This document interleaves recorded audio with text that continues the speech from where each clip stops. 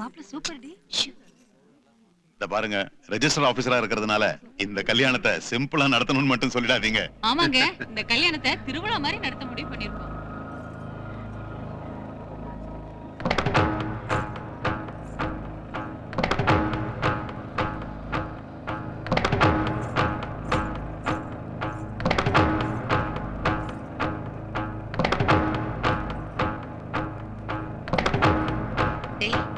பொண்ணு பாரு.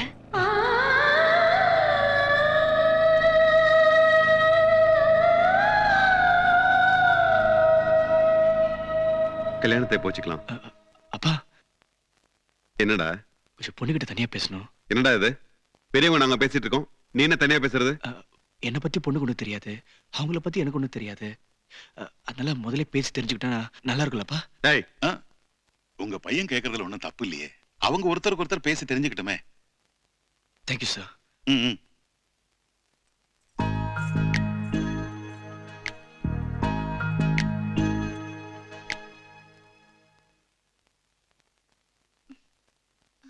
பொண்ணுங்க கிட்ட தனியா பேசணும்னு சொன்னாலே எல்லாரும் பொதுவா 10 கேள்விதான் கேட்பாங்கன்னு என் ஃப்ரெண்ட்ஸ் எல்லாம் ஒரு லிஸ்டே போட்டு கொடுத்துருக்காங்க.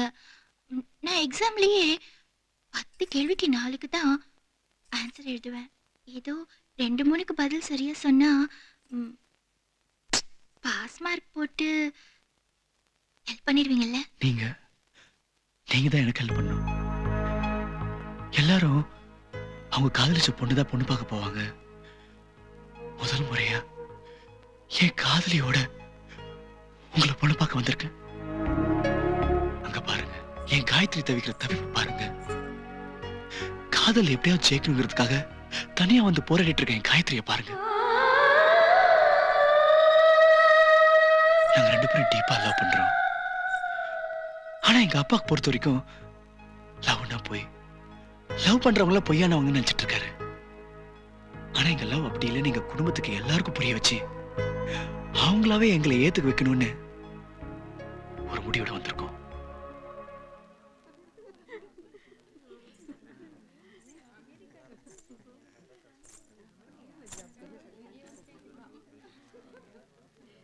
அப்பா, எனக்கு இவரை பிடிக்கல. என்னம்மா சொல்ற? ஆமாப்பா, இவர் கூட பேசி பார்த்ததுல இவருக்கு எனக்கும் கருத்து வேறுபாடு நிறைய இருக்கு. டேய், அந்த பொண்ணுகிட்ட என்னடா பேசுன? அவர் ரொம்ப சரியா தான் பேசினாரு. அவர் எங்கேயோ இருக்காரு, நான் எங்கேயோ இருக்கேன். அவர் இடத்துக்கு என்னால போகவே முடியாது. இப்ப நான் வேணான்னு சொல்றதுனால எல்லாருக்கும் ஒரு நாள் தான் கஷ்டம். உங்களுக்காக நான் ஒத்துக்கிட்டா காலம் பூரா எல்லாருக்கும் கஷ்டம். எங்களை மன்னிச்சிருங்க. எங்க பொண்ணு விருப்பத்தை மீறி நாங்க எதுவுமே செஞ்சதில்லை. ஆனாலுங்க உங்க பையனுக்கு எங்க பொண்ணு விட நல்ல பொண்ணு நிச்சயமா கிடைப்பா. தேங்க்யூ.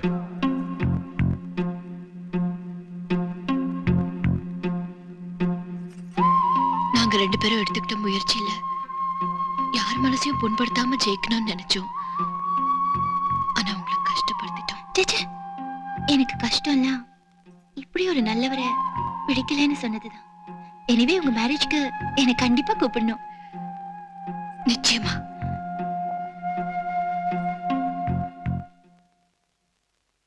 என்னாச்சுமா?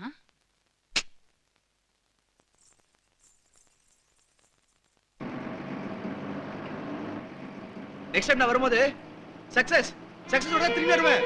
Okay, by.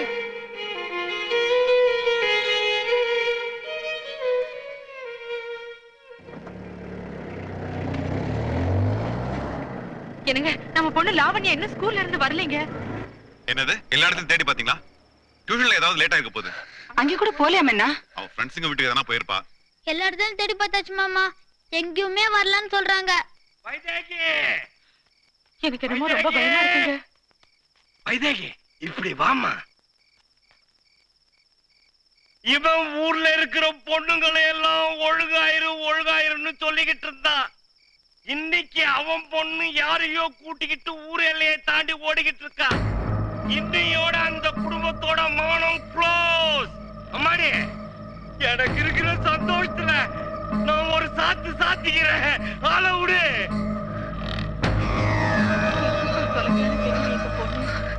எங்க அங்கிள் இங்க போயிருக்காரு. உனக்கு எதுக்கு?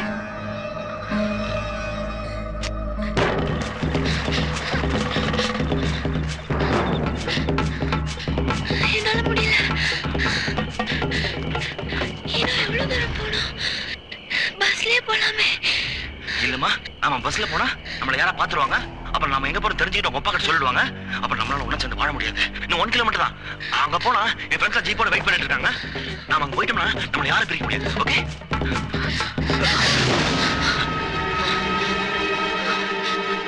லாவண்யா எங்க போயிட்டு இருக்க? யார் இது? அது லவ்வா? தப்புமா. இவ்வளவு சின்ன வயசுல வீட்டை விட்டு ஓடுறது ரொம்ப தப்பு. என்ன சார் நீங்க? உங்க வயசு என்ன, அவ வயசு என்ன? பாவம் பச்சை குழந்தை. பச்சை குழந்தைன்னா வயசுக்கு வராதவளா? தாவணி போட்டாலே வீட்டை மட்டும் இல்ல ஊரையும் தாண்டி வரலாம். ஏன்னா என் மேல அவளை லவ்மா. இதுக்கு பேரு லவ் இல்ல, இன்ஃபாக்சுவேஷன். நீ இன்ஃபாக்சுவேஷன் சொல்லு, இல்ல ரிவெஞ்ச் சொல்லு. இவங்க அப்பனுக்கு கலைக்கிறதா ரொம்ப பிடிக்கும். அது அடுத்து உங்களோட காதலா இருந்தாலும் சரி, கல்யாணமா இருந்தாலும் சரி. இப்ப மொத தடவை அவன் வீட்டுல கலக்க வைக்க போறான். அவன் பொண்ணோட கர்ப்பத்தை. புரியல? புஸ்தகத்தை சுமக்கிற பாப்பாவ கூடவே புள்ளையும் சுமக்க வைக்க போறான். பல பேரோட காதலை பிடிச்சு அதை பார்த்து சந்தோஷப்பட்டா பாரு. அவனுக்கு இன்னொரு அடிக்கிறடி சாவு மணி. நான் இருக்கிற வரைக்கும் இது நடக்காது. ஏய், நீ ருத்ரமூர்த்திக்கு வக்காலத்தா? ஆமாண்டா, வக்காலத்துதான். ஒன்ன மாதிரி பொறுக்கி ராஸ்கல் கிட்ட இருந்து பொண்ணுங்களை காப்பாத்துறதுக்கு ஊருக்கு ஒரு ருத்ரமூர்த்தி வேணும்டா. டேய், காதல பிரிக்கிறாரு கோவப்படுறியே. பெத்த அம்மா அப்பா, கூட பிறந்த அண்ணன் தங்கச்சி, இப்படி ஒட்டுமொத்த குடும்பத்துல இருந்தே காதலுங்கிற பேர்ல ஒரு பொண்ணை பிரிக்கிறீங்களே, இது எந்த விதத்துல நியாயம்? உன்னோடது உண்மையான காதலா இருந்தா யார் பிரிச்சாலும் நீ போராடி ஜெயிச்சிருக்கணும். வெறும் சம்பளத்துக்காக மட்டும் வேலை பார்க்காம ரெஜிஸ்டர் மேரேஜுக்கு வர ஒவ்வொரு ஜோடியும் வீணா போயிடக்கூடாதுன்னு நினைக்கிறாரே, அப்படிப்பட்ட ஒரு அவமானப்படுத்த நான் விட மாட்டேன். இப்ப இவனை புரிஞ்சுக்கிட்டேன்ல, அம்மா போலாம்.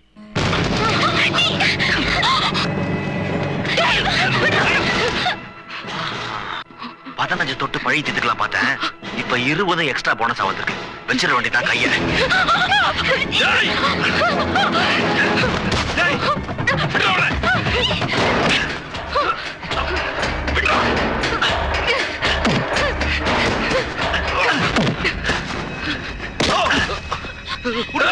வேணாம் அங்கிள், அங்கிள் வேணாம், விட்டுருங்க. இது பெருசாக்குனீங்கன்னா நீங்க உயிரை விட பெருசா நினைக்கிற உங்க மானம் போயிடும். மன்னிக்கிறதா பல விஷயங்கள் வெளியில தெரியாம மறைக்கிற ஆயுதம். இவனை விட்டுருங்க ப்ளீஸ்.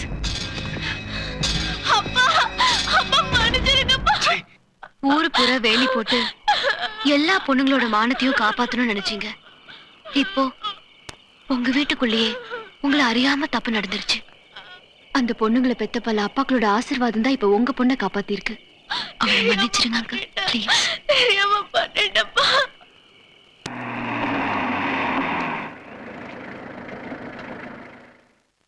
என் ராஜினாமா லெட்டர். ஐயா, கலெக்டர் கிட்ட நான் போன்ல பேசிக்கிறேன். என்னங்க இது? நான் ராஜினாமா பண்ணது என் வேலையை மட்டும் இல்ல, என் வரட்டு கௌரவத்தையும் தான்.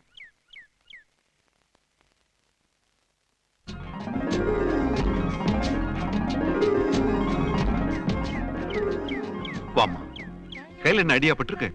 ஐயோ, போய் மருந்து எடுத்துட்டு வா. சரிங்க. இந்த காயத்துக்கு மருந்து போட்ட உடனே ஆறிடுமா. ஆனா நேத்து மட்டும் நீ போகாம இருந்திருந்து என் குடும்ப கௌரவத்துக்கு காயம் ஏற்பட்டிருந்தா எந்த காலத்துல யாரும் இருக்காதுமா. இதுக்கு பதிலா நான் உனக்கு என்னமா பண்ண போறேன்?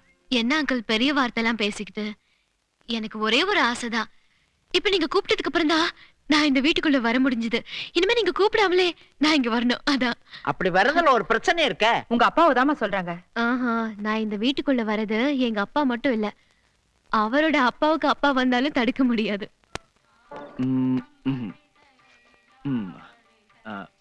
ஹலோ, நமஸ்காரம். ஹலோ, குட் மார்னிங் தாத்தா, எப்படி இருக்கே? கண்டு மாட்டேங்கிறாரு. ஓ, காலையில ஹிந்துவா? பிறந்ததுல இருந்தே ஹிந்துதான். Joke joke. மாமி, மாமி, தாத்தா சித்தத்தை புடிங்கோ. அடடா, என்ன மாமி இது? இவ்வளவு மங்களகரமா இருக்கேல், நெத்தில பொட்டுக்க மறந்துட்டே. குங்குமம் வைக்கலையா? என்ன மாமி, எடுத்துக்கோங்க. அட, குங்குமம் வச்சுக்க மாமி. இப்பதான் லக்ஷ்மி கட்டாட்சமா இருக்கேல். எதுக்கு வந்தேங்கிறது மறந்துட்ட பாத்தீங்களா? வீணைய கஷ்டப்பட்டு சரி பண்ணி கொண்டாந்துருக்கேன். சரியா இருக்குன்னு வாட்ச் பார்த்து சொல்லுங்க. வீணைன்னு ஏதாவது பேப்பர்ல எழுதி வச்சு வாசிக்கத்தான் தெரியும் அவளுக்கு. வீணை வாசிக்கிறது, அதை பத்தி விமர்சனம் பண்றது எல்லாம் என் தம்பிக்கு தான் தெரியும். ஆமாப்பா, சங்கீதமும் சந்தோஷமும் தாண்டவம் ஆடிட்டு இருந்த இடம் இது. ஒவ்வொரு மனுஷனோட தலையெழுத்தும் பிரம்மா தான் எழுதுறாருன்னு சொல்லுவா. ஆனா மேடையில பாடுற பாடகனோட தலையெழுத்த இவருடைய பேனா தான் எழுதிட்டு இருந்தது. பெருமையை கண்டா வயசு வித்தியாசம்னு பார்க்காம அவங்க கால்ல கூட விழுவாரு. அதே நேரத்துல சங்கீதத்துல தவறுன்னு தெரிஞ்சா அவரால் அதை சகிச்சுக்கிட்டு இருக்க முடியாது. நிறுத்துவாய், நீ பாடுறதுல ஜீவன் இல்ல, சுரப்பிரயோகம் சரியில்லை. நீர் உம்ம கொண்டுக்கும் யாரும் கேட்க மாட்டா. ஆனா சங்கீதத்தை கொள்ளாதே. அதை கேட்கறதுக்கு இந்த வெங்குடு இருக்கா. நாளை காலையில பேப்பர் பாருங்க, அதுல உங்க தலையெழுத்த மாற போறது.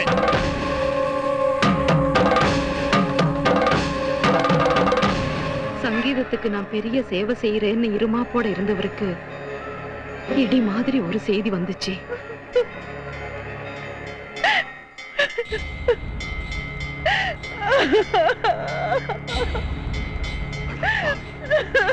என்னடா அப்படி பண்ணி விட்ட? டேய், இந்த வெங்குடு நல்ல விமர்சனம் பண்ணுவான்னு சொல்லுவா. ஆனா இப்ப ஒரு கொலைகாரன் பேர் வாங்கி கொடுத்துட்டீடா. விமர்சனங்கிற பேரால எங்க குடும்பத்துக்கு இப்படி விமோச்சனமே இல்லாம பண்ணிட்டேளே. இப்ப திருப்தியா உங்களுக்கு? திருப்தியா? கலை விமர்சனம் படத்துக்கு நீ யாரியா? யார் நீ? இங்க குடிக்கிற பேராவால ஒரு உயிரையே குடிச்சிட்டியா மகாபாவி. நல்லா இருப்பியா? ஆமா, என்னால பேசாத. ஒரு நிமிஷம் கூட இங்க நிக்க கூடாது. போ வெளியே, போ வெளியே, போ. எழுத்தால இன்னும் எத்தனை குடும்பம், எத்தனை குழந்தைகள் இந்த மாதிரி அனாதையா நிக்க போறதோ தெரியலையே.